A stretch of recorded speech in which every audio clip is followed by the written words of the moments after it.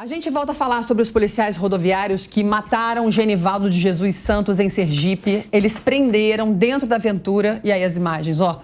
Soltaram spray de pimenta e gás lacrimogênio dentro do veículo, tá? Ele sofria de esquizofrenia, teve uma asfixia e morreu.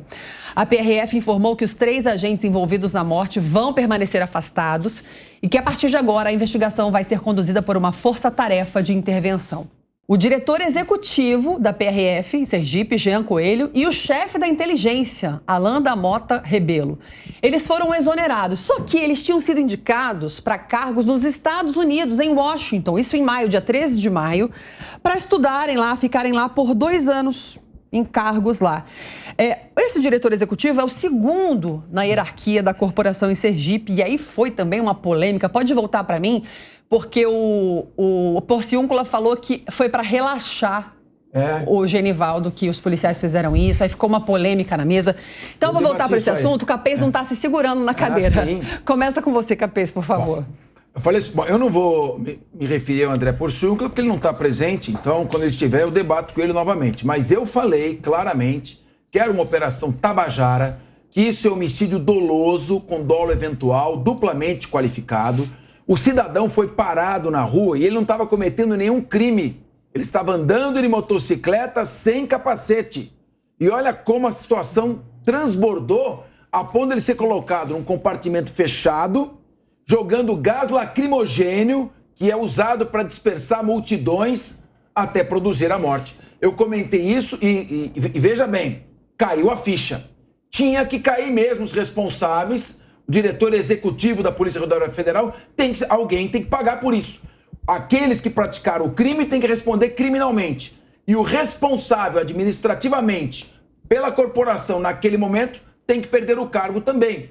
E nós comentamos também, Carla, naquele programa, aquela operação do Rio de Janeiro, e que eu disse, Operação Tabajara 2, porque não se combate crime organizado com uma metralhadora do helicóptero, dando tiro para baixo ou invadindo a comunidade e disparando. Você faz isso com investigação, força-tarefa, prefeitura, Receita Federal, Receita Estadual, Receita Municipal, Ministério Público Federal, Estadual, Polícia Federal, Polícia Civil. É uma força-tarefa que age investigando. Tem que ser ações cirúrgicas e não ação de metralhadora.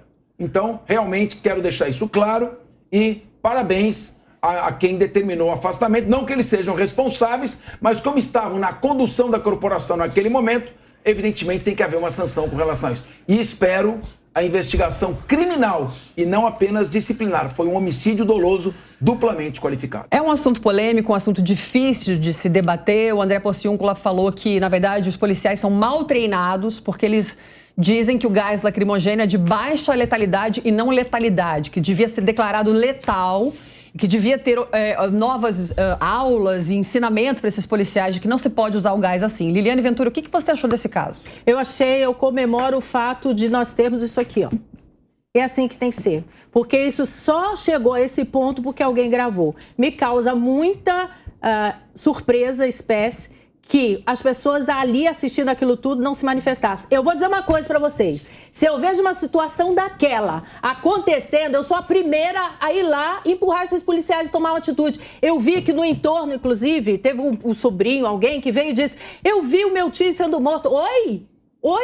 A que ponto nós chegamos? Quer dizer, as pessoas conseguem gravar e não conseguem socorrer uma pessoa ou outra ali? Eu acho que eles devem ser afastados, tipo assim, é o início do início.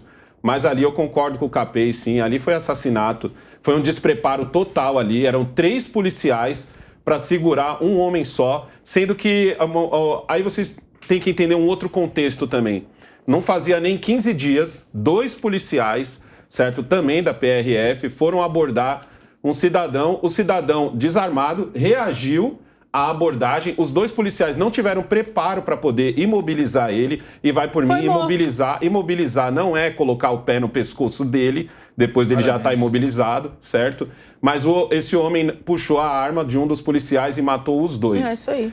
Você pode até argumentar que, de repente, esses 2 já estão vindo desse pico de estresse, porque quando morre um PRF, é como se cada um tivesse tomado um tiro, entendeu? Mas ali, claramente, eles não tinham preparo e acabaram passando dos limites. Eu discordo totalmente da Liliane, certo? Porque, assim, Se naquele ponto ali as pessoas fizessem qualquer coisa a mais do que simplesmente gritar, e só no grito elas já estavam ali se arriscando a tomar o spray no olho, porque assim, o spray no olho, para quem nunca tomou, arde e arde muito. Ah, gente, vocês têm um coração muito bom. Eu não aguentaria ver uma cena, aquela parada de jeito nenhum. Não, Liliane, você tem que entender o seguinte, ali não era um policial preparado. Ali era um policial que claramente estava estressado, claramente estava despreparado, e esse policial podia ter mandado mais 2, 3 armados ali, podia ter matado mais 2, 3 ali, simplesmente sacando a arma dele. É imperícia que chama, né? Imperícia. Então, o advogado Guilherme pode falar melhor. Assim como eu também não concordo com o Capês no caso das operações policiais. Para mim, a operação do que aconteceu no Jacarezinho, ela era necessária.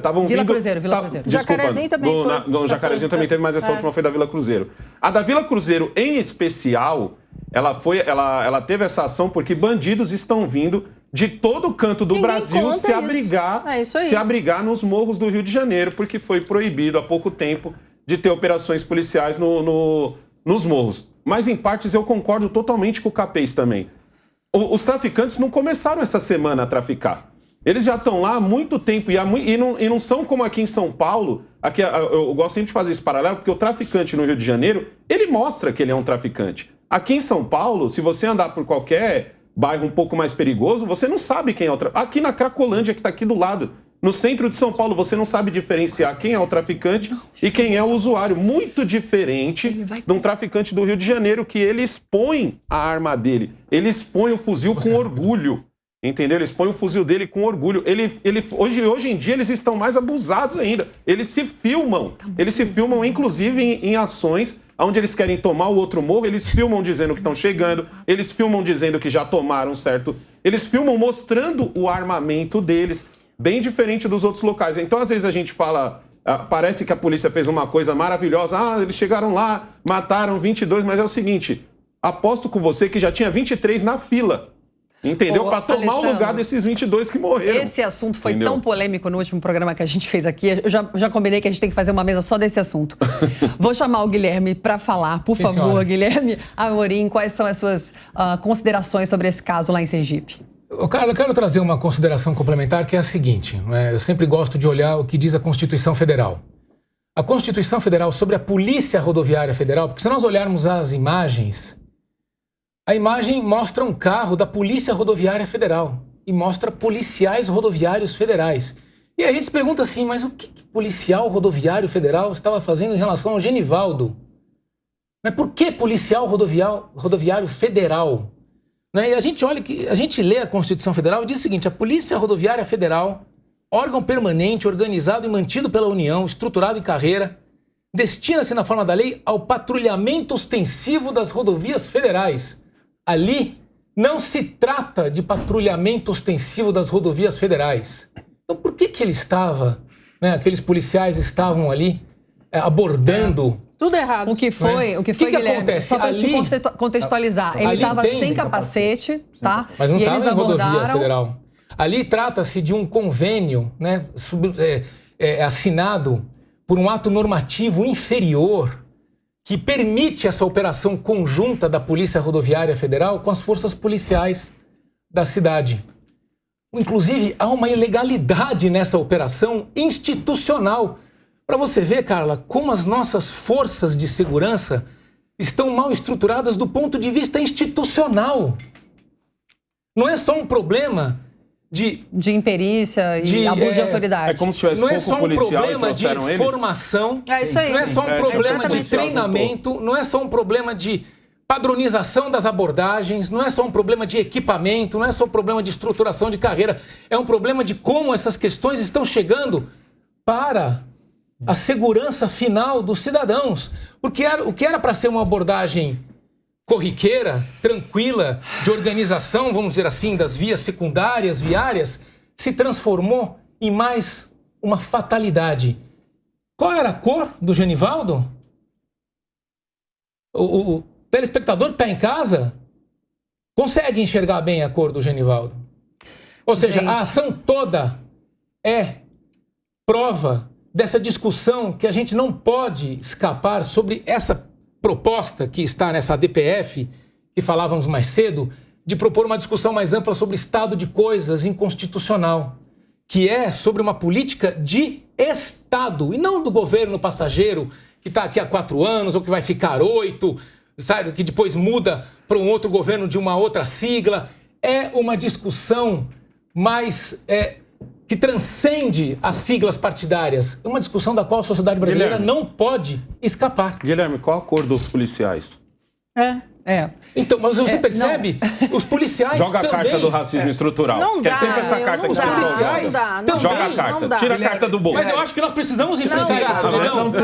Não O pessoal temos sempre elementos, joga essa carta. nós Joga não a temos carta. elementos para Qual a dizer cor dos que ele foi policiais? vítima por causa da cor da pele. Não dá. Não está provado isso. Mas são os dados objetivos. Em Não, 10 isso anos, ocorre. 500 mil pessoas foram Sim. mortas Qual por a força cor? de segurança. Verdade. Qual a cor dos 22 que Verdade, morreram na mas Vila não podemos Cruzeiro? relacionar Qual a cor do nesse pessoal caso. que subiu?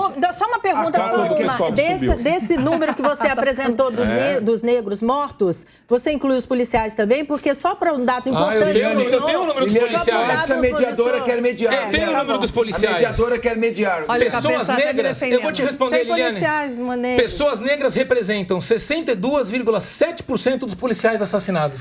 Então, Gente, você vê, né? Eu tava aqui olhando. Sem dúvida, essa é uma pauta. Mas acho Eu que a tava aqui mediadora olhando. Isso quer só falar. reforça o argumento. Acho que a mediadora quer mediar, gente. Isso só reforça o argumento, não afasta. Viu, Guilherme? A Vamos mediadora lá, quer eu mediar. preciso falar o seguinte, nesse caso realmente não está comprovado que foi questão racial, até porque ele não era negro, ele era pardo, assim como eu, inclusive, essas luzes atrapalham um pouco, mas enfim. O que foi provado, Guilherme, só pra gente chamar um break, eu preciso chamar um comercial, porque esses senhores adoram falar bastante, é que ele estava sem capacete, os policiais abordaram, ele teria ficado nervoso porque sofria de esquizofrenia, estava com remédios no bolso e ficou nervoso, e os policiais tentaram contê-lo dessa forma desastrosa, com imperícia e, claro, abuso de autoridade.